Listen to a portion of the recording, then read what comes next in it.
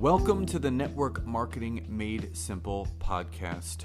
I am your host, Scott Aaron, and each and every week I'm going to come to you with short, simple, and powerful tactics of how you can grow your network marketing business, brand, bank account, and impact on those around you.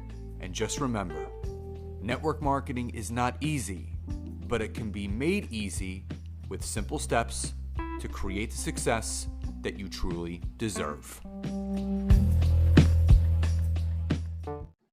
So Elisa, welcome to today's episode. And for the listeners, why I'm really excited about this, if you actually read in the title, I actually have another lover of LinkedIn on here with me. And it's one of those things where like always attracts like, and everyone has a style to what they do. And the fact is that you guys have heard me long enough talking about LinkedIn and how important it is. And with the changes that have been going on with social media over the last year and a half, I think you guys are starting to understand what's going on with Facebook and Instagram. And still the question is, you know, I have a LinkedIn profile, or what's the point of LinkedIn? I thought that's where you go get a job, or, you know, recruiters are. But Elisa, we have so much to talk about, but before we get into that, for a lot of my audience that is not familiar with you or what you do, please take this time to introduce yourself. But more importantly, talk a little bit about your business background before you got into what you're doing now. And what was that moment where you realized, you know what, I think I'm psychologically unemployable and I am better to do this on my own? What does that mean, psychologically unemployable? That is a very powerful statement. Being your own boss. Okay, psychologically unemployable.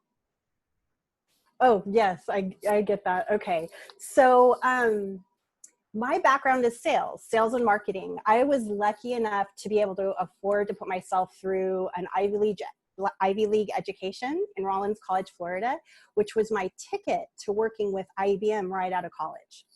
So talk about starting to plant the seeds of being unemployable psychologically. I started working at IBM at the same time that they started firing people. So I walked in the door when they let 80-something people go. So that was the first little seed that got planted. But it was actually the very best job you could ever imagine as far as leads are concerned. So sales being my background, marketing and advertising being my obsession, and organizational business development in college, I had clients like Levi Strauss, 3Com, Bank of America, Wells Fargo. They had desks in their office where they expected you to come and help them spend their money.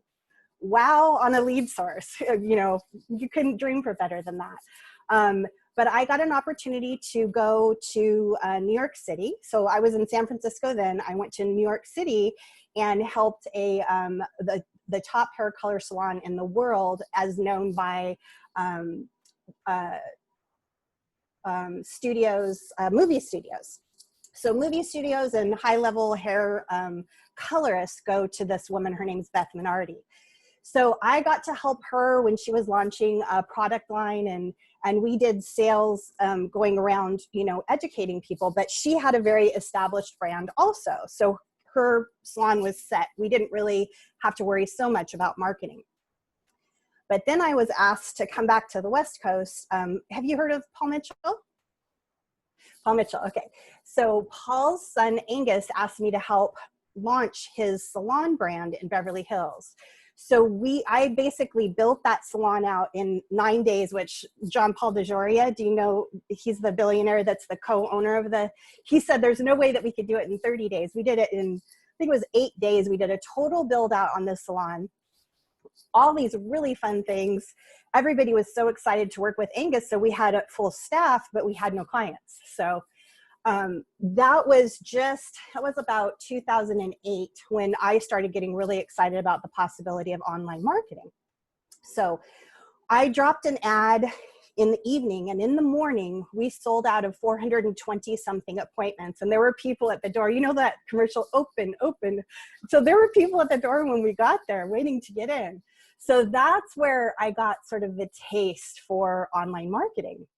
So as as trust fund people do, you get bored. And so Angus went on and he wanted to work on his building a museum for his cars, which was exciting and fun for him, but I was all about business development. So that was my opportunity to break away and get to start my own thing. So I moved to Orange County and started my online marketing agency that I started filling with email leads, which were great. I mean, I was almost fully booked, but it was always kind of that wanting a little bit more until I started working on LinkedIn.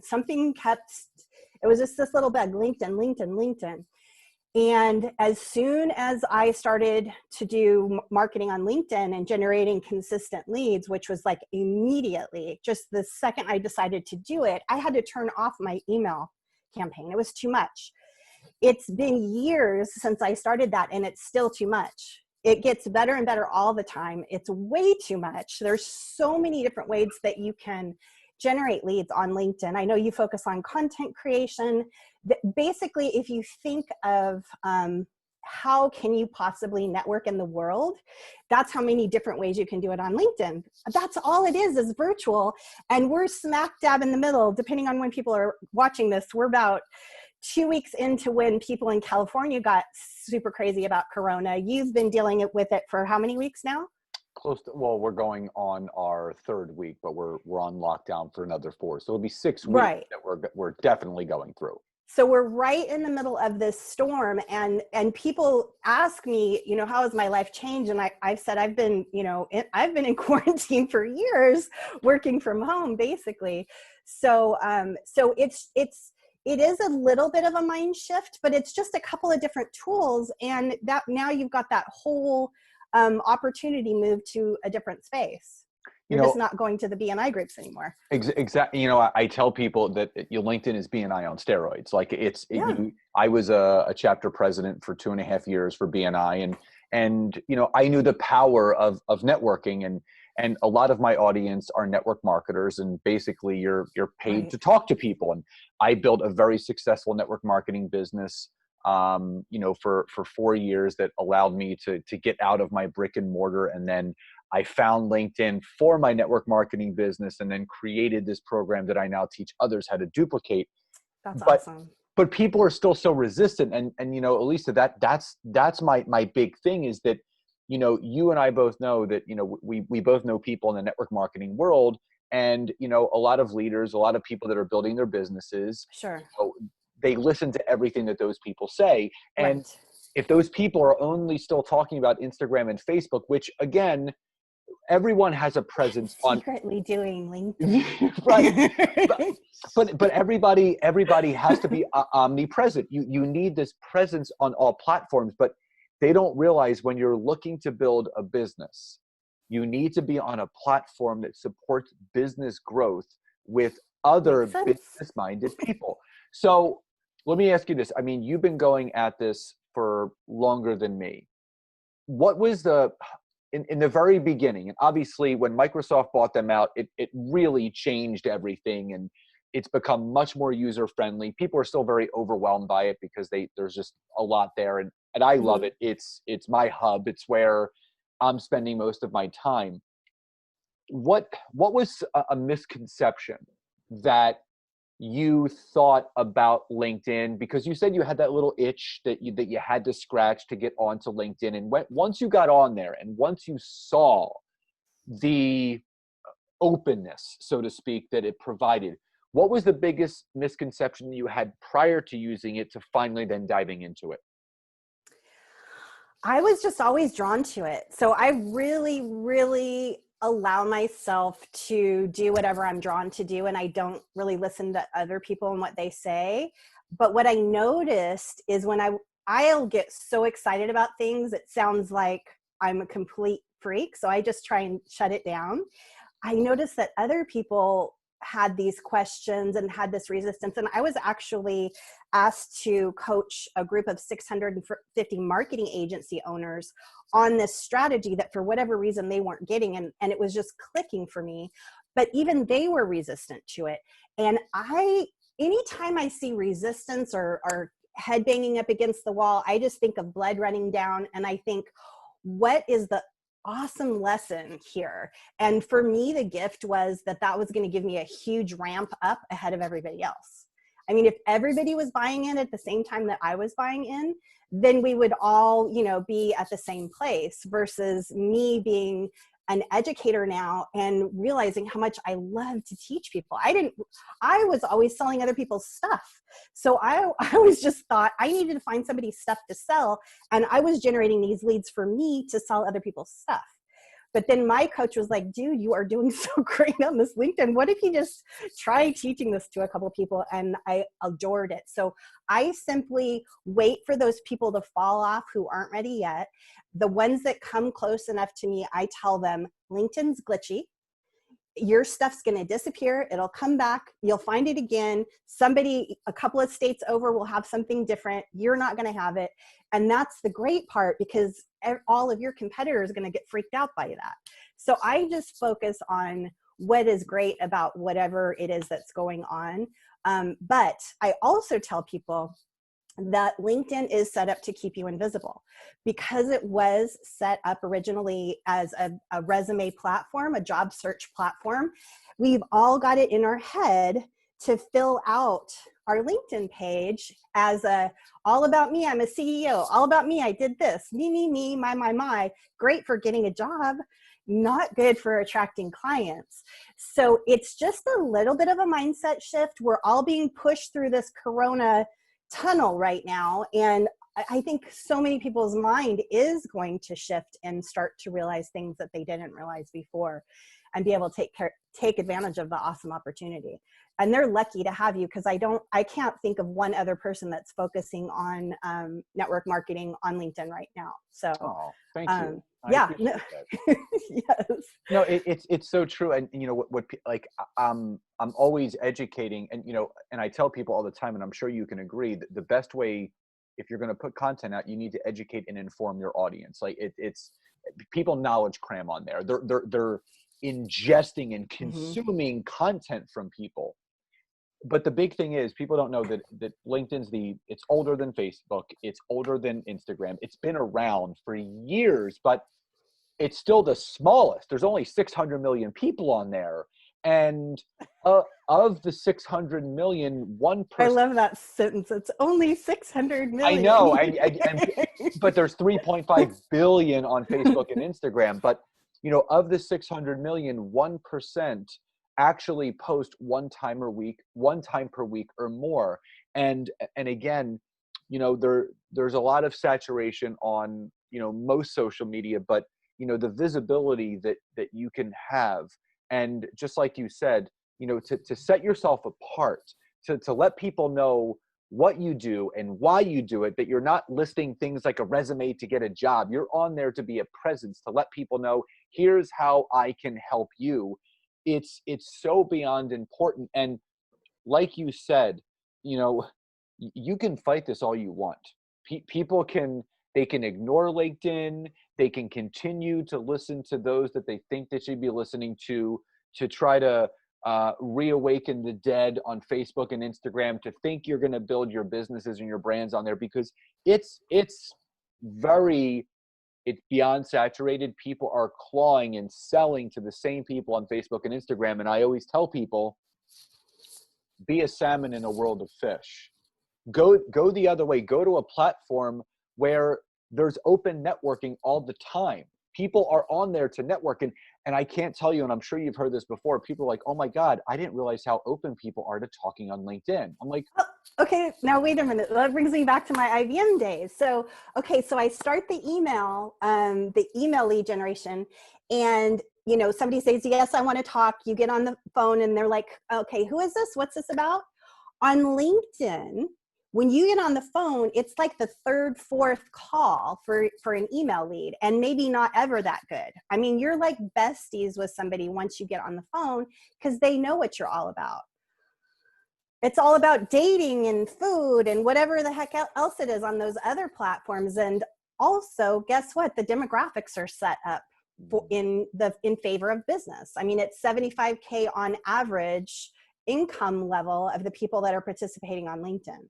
So let everybody think that it's a place to get a job, and we'll sneak and get it all going. But in any business where you're providing a good or service, money mindset is everything. So when you're talking to people that at a low level are making an average of $75,000 a year, where the average income that someone makes on Facebook and Instagram, which is $30,000 a year or less, where are you going to have the greater opportunity? Or less. And it's usually a lot less. Well, yeah. The big thing is I always tell people that Facebook is the barbecue of social media, and Instagram is it's the reality TV show of social media. It's where people go to watch and hang out and, look through the eyes of someone else's life, and they wish it's theirs. And they don't understand that, if you're doing too much scrolling and trolling and not enough asking and listening, I'll give a perfect example. I was training a client earlier, and I said, LinkedIn sends you these notifications of when people are having happy birthdays and promotions for a reason. They want you to stay in touch with your network. And I showed them, I'm like, just click the button and wish the person a happy birthday. That's the thing, because nobody gets it. LinkedIn's forcing it. They'll send me links to go engage and sell my stuff to people. Yeah. They'll say, Elisa, comment on this. Yes, please come and engage on this piece of content where this guy's asking for somebody that does what you do. LinkedIn finds that stuff because they're trying to get it. They're trying to help people understand that it's a social platform. It's not a job search board.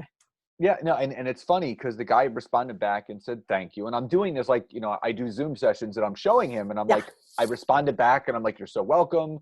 And then I looked at our message thread, which we never connected before. That was like one of the first times that we touched. Mm-hmm. And I said, would love to hear how things are going with and I saw he was in sales with your sales job, and share more about me, what I'm doing, to see how we can support each other on the platform anytime for a call next week. And 3 minutes later, the guy wrote back, yeah, would love to talk. How's Thursday at 1:30? And I'm like, awesome. What number can I reach you on? He goes, here's my number. Send me a confirmation to this email. And my client's like, did that really just happen? And I said, that's the thing. People get shocked by that. That happens all the time. It's like just, every day, multiple times. I have to slow it down sometimes. Yeah, it's so refreshing to talk to someone that actually, I mean, my clients get it, your clients get it, but like the people on the outside that are like, come on, does LinkedIn really work that well organically? And I can't, once you get under the kimono of what people do on LinkedIn, and I want to hear your take on this, because I know that everything that you've done has been organic, and I look at your content. It's great. It's engaging. You're doing everything that someone should be doing that wants to educate and inform. And there's two different, trades of thought on LinkedIn. There's a lot of people that now are starting to treat it like Facebook and Instagram, and you're seeing this trend, and I see this all the time. I see these people, quote unquote, that think they're influencers, come on there, and they'll do a post, and it's something like, want to know how to grow your connections 10x. Number 1, like this post. Number 2, type I'm open. Number 3, send a connection request to every person that likes this post, and watch the magic happen. Yeah, I wouldn't call those people really people that have LinkedIn as a business necessarily, as much as people that want to get numbers and be seen by people who don't understand what's going on as getting numbers, which doesn't relate to anything. Let's talk about that. Let's talk about quality over quantity, because you see these people that are, quote unquote, marketing influencers and video content influencers, and they have 30, 40, 50, 60,000 followers, whatever, on LinkedIn. How important, because again, what people don't know, you're allowed 30,000 organic connections. How important is it for you to have the quality people as opposed to the quantity of the wrong people? Actually, content creation is a strategy that I just started only to help my clients double what I help them with. So for me, content hasn't been a part of my strategy, but what I can say is that low engagement on content or high engagement on content when you are generating that leads that way, which I do now generate leads that way, it's not an indicator of success at all. And usually it's an indicator that my assumption is that there's not success, because I see those people who are doing that and I don't see the business model there other than look at me. So maybe to have sponsors and things like that. So they may not be generating revenue in the way that you would want someone to understand how to do, where they could teach it to you, because you're not going to want to match that strategy of, spending all of your time creating these glossy videos and whatever. You want to spend all of your time somebody saying, yeah, can we get on a call tomorrow? Those are the results. And you can't see that. There's no way that you can see that and know what's going on. So, I always tell people that success actually doesn't look like anything.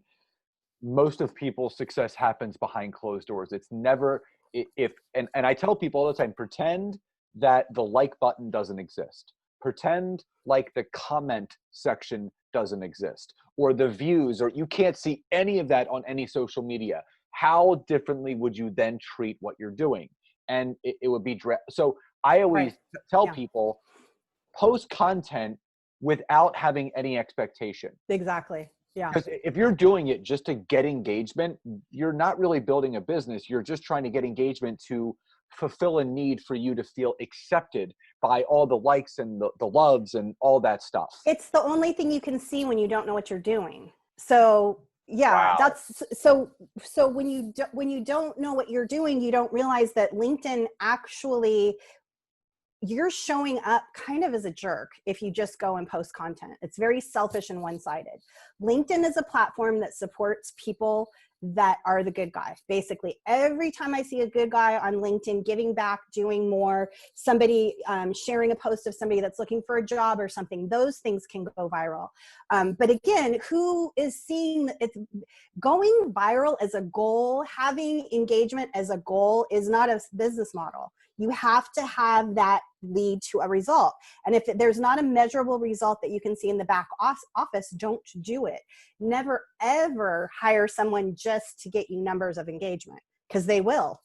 And then what? Oh, that I literally could stop the episode right there. That was brilliant, because that's the thing. We live in this social media world where engagement is everything. Popularity is everything. Like, look at this person. They're getting 20,000 views on their videos. But what does that mean? Exactly. I don't care. I want to know how many dollars, how many appointments were booked. Usually 20,000 views on your video means that only a couple more of your ideal audience saw it. So when you reach out and you start building a network that are people like you're engaging in happy birthing, I'm sure that person was your ideal client, right? If you have 20,000 people show up on a piece of content that's viral, they are not all your ideal clients. Statistically, I am sorry, but no. So as you're slowly strategically building an organic, solid, not on sand, quicksand network of people that you're also going out and engaging on their content, but they're your ideal client, that's when, if something goes viral, it makes sense. Or if just a couple of people jump on, you're going to keep showing back up to it's, I think of content creation and engagement. That's the unselfish way to play, going and on 2 to 5 of your ideal clients' pieces of content a day and engaging on their content. That's when LinkedIn rewards you and lets you, kind of like an email drip, where you keep getting back in front of your ideal client. When you're slowly growing your network of ideal clients and you're engaging on their content, you're getting back in front of them. So when they are ready for your opportunity, you're top of mind versus somebody else. And you're on a different platform nobody else is playing on, because they're all 40,000 of your group are over on Facebook trying to get the same people with the same strategy. Yeah. No, it's so important. And, I'm so glad that my audience is hearing another perspective on this from someone else that really sees the bigger picture of where LinkedIn not only is right now, but where it's going in the next couple of years. People don't understand I know so many people. I was talking to a potential client a few months ago, and they were doing some real estate sales deals, and they were spending $3,000 a month on leads. That's the other thing. Yeah. On leads. LinkedIn's free. Like, I mean, you don't well, it's not free. Come on, you got to pay $80. Well, if you decide to pay for premium or Navigator, but that's a whole other conversation. And that's the most you can pay is $80. For me, I 4 times my business in a year when my mom and grandma were sick and in and out of the hospital, and I was in the middle of a divorce, could only work part-time. I mean, it's perfect Corona platform. So that's max betting the strategy. People that are listening to this that have never worked with me, never worked with you, that are still just on the fence about LinkedIn, what are 1 or 2 simple tips for people that, again, they're just not aware, they're the people that they're getting mentored by, whoever they're looking up to is just not talking about it. They don't think it's important. They think it's a waste of time. What are 2 very simple tips of something that someone can do to just get going, to just start understanding the power and potential of LinkedIn? Just as long, I basically won't talk to anybody if they've never had success selling or closing a deal yet, because it is new. So they're over there playing on their Facebook and they're getting some opportunities. Who are your favorite clients in your organization that you'd want to match that person? Go find them on LinkedIn. See how they list themselves on LinkedIn, and go find some more people that list those same things and just drop them a message with your same old strategy that you're using on Facebook and see how it goes. End of scene. So, one other thing that I would say though is I tell my clients that I think of your profile picture as your logo. So when you're on all these 5 bajillion different platforms, people don't know you. They don't remember you like your mom does, or, your best friend, where it's like, oh, but I love this picture and that picture and the other picture of myself, right? No, your profile picture is your logo. Make it the same on every platform, because there's a know, like, and trust. And it's 30 impressions before you make a sale. So make those impressions the same person, same picture on all your platforms. So change your LinkedIn picture to be the exact same one that you're prospecting on, and any other place that you're prospecting, they all match. And then go and look for people that are like your clients that are your favorite that you already have. I mean, simple advice, but it's very important advice, because, everyone, as human beings, we tend to overcomplicate things anyway. And I think the more simple we can keep things, the better results people will have. Absolutely. And some of the most successful people, like yourself, don't make things confusing. It's very simple. And that's why a lot of people scratch their heads. They're like, this is all I have to do. Like, they don't understand that it doesn't, sales and creating income does not have to be a difficult thing. We make it a difficult thing. And that's why hiring someone like you or me or any other coach out there, we're not teaching you a shortcut. We are shortening the learning curve to get you to where you want to be. And that's the big difference in what we do compared to what other people may do. Sure. So, yeah, I've always hired coaches, just because the first time that I officially hired a coach when I was in the salon industry for my own personal business. In 2 months, I doubled my income. I went from $4,000 to $8,000 in 2 months after coaching. I mean, you're just not gonna get the results as fast. And so to me, I'm always thinking, what's a baby step way that you can do that? And since you're all about the content, look at your content. I'm sure you're giving little tiny sprinkles of help throughout your content every day. So, I mean, that's free. So you just listen to this, you start listening to more of that, you make a change, it gets bigger and bigger. Then you can start rolling those dollars into a marketing budget, and then you can keep growing. I love that. So Elisa, how can people, connect with you, learn more about what you do? I know that you're also on LinkedIn, because, well, again, some people will watch this, some people will just listen to this. So, okay. And again, I'll put this in the show notes. So tell people how they can connect with you and find about more about what you do. I am Elisa B. Bennett everywhere. So on LinkedIn, it's Elisa is Elisa, and then a B and another B. So 2 B's, 2 E's, 2 M's, 2 T's, elisabennett.com, and also Elisa B. Bennett on LinkedIn. I've also got, if somebody is working on their profile picture, they don't have a great picture yet, on Pinterest, I've got a LinkedIn board with ideas and poses and things, because pictures are very important. I had a photo shoot done recently and my conversions went way up after that. So just think of showing up in a messy bun and sweats to your ideal client opportunity, or if you are wearing your very best outfit, what are the different first impression results you're going to get from that? So Elisa B. Bennett on Pinterest as well has got a good LinkedIn board if you don't have your profile picture the way that you want it yet. That you can do selfies. Microsoft, well, it's probably not happening anymore, but they had the ring light, and in the malls they had the LinkedIn photo booths where you could take a picture. So just make sure you get good lighting, and you can do a selfie if you've got a neutral background, and you should be good. So. That's awesome. Great advice. And I will put all that information in the show notes so people can connect with you. Final question before we end today's episode. What does success truly mean to you? I think success means drowning out the noise of whatever's going on, be it corona panic, or your mom telling you what you should do for a living, or your husband or wife or whatever.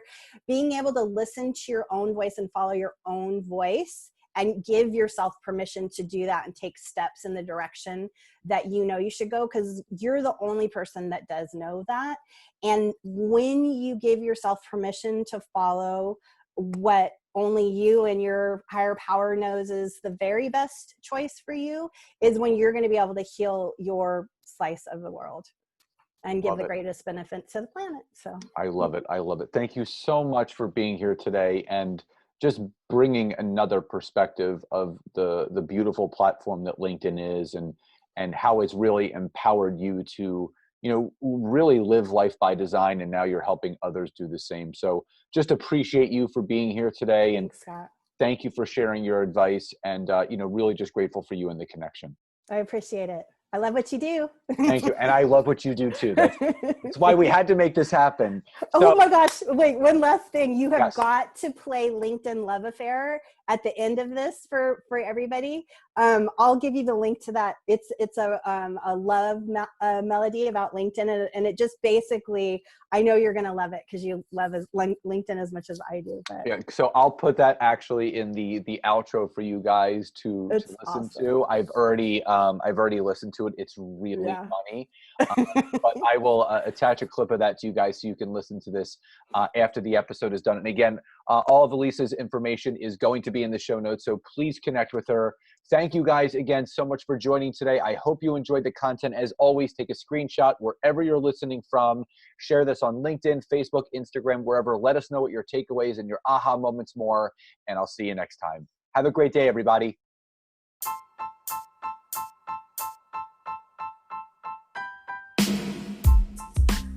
Thank you again so much for checking out this week's episode. And if you can, head over to iTunes, search for Network Marketing Made Simple, leave me a 5-star rating, basic review. I would be grateful for all of the support you guys can give me. And again, if you'd be interested in learning more how to utilize LinkedIn to grow your business, your brand, and your bank account, head over to my website, www.scottaaron.net. Fill out the form for your free 15-minute discovery call so I can learn more about you, your business, and how we can work together. And again, thank you guys so much. Grateful for you all, and I'll see you next time.